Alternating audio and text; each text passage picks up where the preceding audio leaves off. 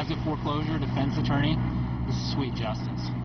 Only on Wink tonight, the tables are turned. Instead of Bank of America foreclosing on a home, a homeowner has deputies foreclose on the bank.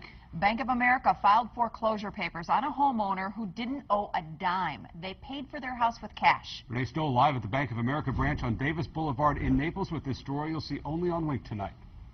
This is about a family who fought back and won. Their foreclosure nightmare started when they bought a house in the Golden Gate Estates owned by Bank of America. Like you said, they paid cash, so they never had a mortgage. Well, Bank of America fouled it up somewhere along the lines and actually tried to foreclose on the family. And what happened today, you're just going to have to see to believe. Movers, a truck, and an armed deputy, all while a nervous homeowner stands by and waits.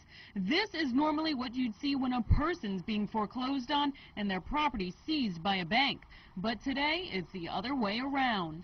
They've ignored our calls, ignored our letters. Legally, this is the next step to get my clients compensated.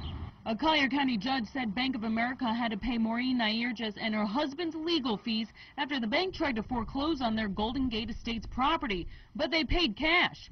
The courts agreed they never had a mortgage to begin with. After more than 5 months, the bank still hadn't paid up.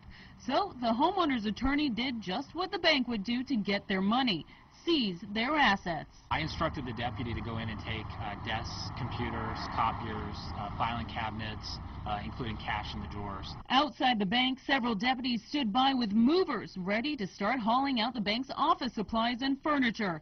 Inside, the homeowner's attorney was locked out of the bank manager's office by deputies, while the bank manager tried to figure out what to do. He was visibly shaken. Having two sheriff's deputies sitting across your desk and a lawyer standing up behind them, demanding whatever assets are in the bank, it can be intimidating.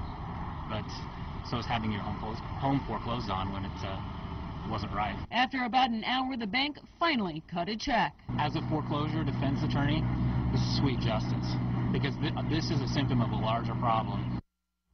Now, the homeowner's attorney says that he sees mistakes all the time in foreclosure court where banks do not do their due diligence, and it winds up becoming a very lengthy process for the homeowners. He says he can only think of one other time where an attorney, the deputies, and a U-Haul came to a bank before ready to seize property. That was in Tampa.